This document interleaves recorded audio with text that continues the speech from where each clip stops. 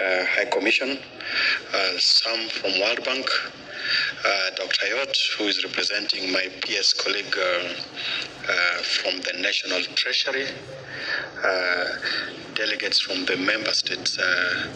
At the point of the introductions, I took note that we have Djibouti, Ethiopia, Somalia, South Sudan, and the host country, that is Kenya, representatives from the civil society as well as development partners. I want to say that good morning. Good morning once again. In Djibouti, you say bonjour. Ethiopia, salam no. And the rest of us, we just say hujambo. So it's a good morning that we are gathered here as delegates representing the member states, just to be able to conclude an exercise that began some times back last year, and that we've been able to benefit from a lot of support, not just from the member states, but also the development partners.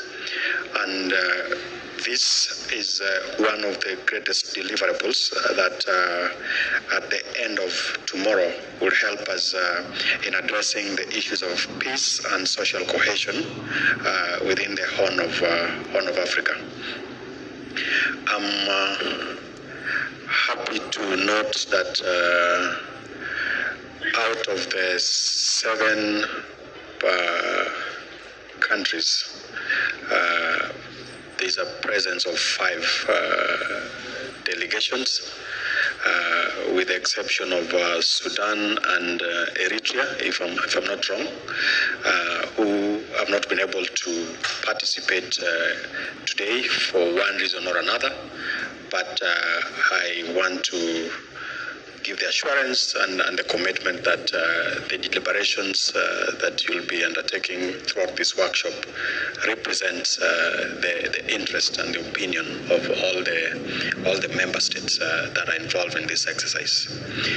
Now, this forum presents a significant opportunity to enable us reinforce what is our collective commitment to the peaceful and accelerated development, as well as the social cohesion of the Horn of Africa region. And I think it's important that we take note of the fact that this is supposed to be an accelerated development. There's a huge gap, and that development needs to be accelerated. Now, the Horn of Africa, with its rich cultural diversity and strategic geographical importance, continues to be central to our regional peace-building efforts. Our gathering here today reaffirms our shared responsibility in addressing these unique challenges that face the borderlands of our countries.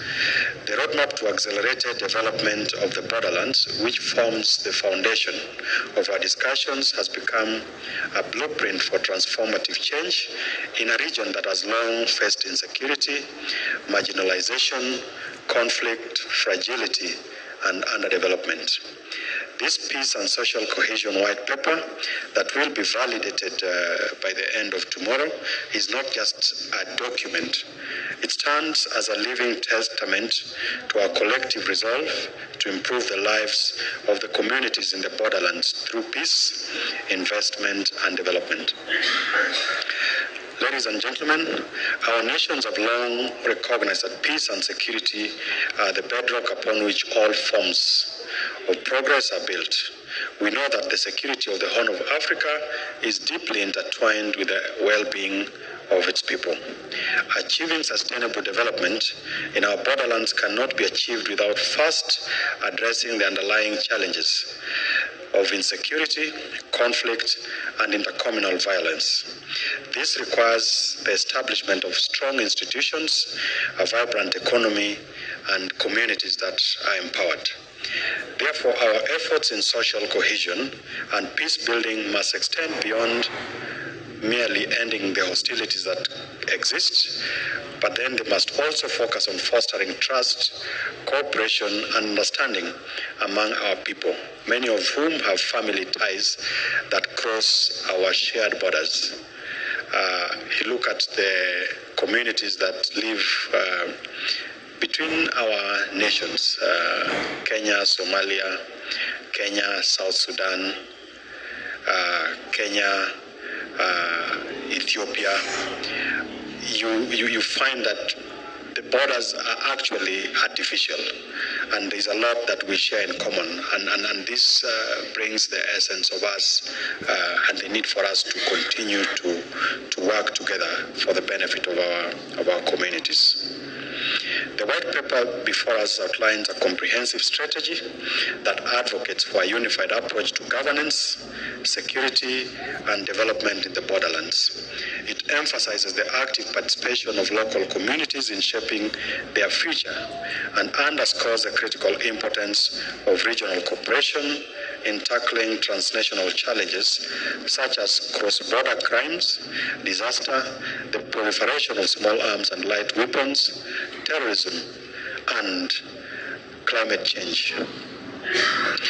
As we validate this white paper, let us remember that no country in this region can achieve lasting peace and development in isolation. Whether through sharing intelligence, coordinating cross-border infrastructure projects, or working together in mitigating intercommunal disputes, the value of regional collaboration cannot be overstated. And I think earlier in the week, we were just trying to look at some of the infrastructure projects that cuts across our nations. And you realize that because of our inability as member states to just agree on very basic things as where even the boundary is, you end up with a situation where for years then communities suffer because certain infrastructural projects cannot be completed. The Horn of Africa initiative, of which this white paper is a key component, presents an opportunity to strengthen our collective peace and security architecture and harmonize our development strategies. It is through such cooperation that we can secure the future of our people and also transform our borderlands, once seen as areas of neglect and vulnerability, into regions of opportunity and prosperity. Finally, allow me to thank the initiative's development partners for their invaluable support in implementing various infrastructural and socio-economic projects within the region. I would want to mention what we are doing with the UK government. And for a number of months, some of those programs have stalled on account of differences on how best to implement some of those programs. But because of collaborations like such, we have been able to unlock a number of those engagements. I was discussing with Ben early in the morning that one of the MOUs that has been outstanding for some time is now ready for signing, and this would be able to help us fast track these interventions as we try to accelerate the development. And I also want to laud the World Bank for their commitment that in 1.5 years, a lot of things have been stuck. And as part of the validation of this white paper and the other initiatives within the broader spectrum of this cooperation and engagement, we want to appeal to the World Bank to consider accelerating even their contributions towards the achievements of this initiative.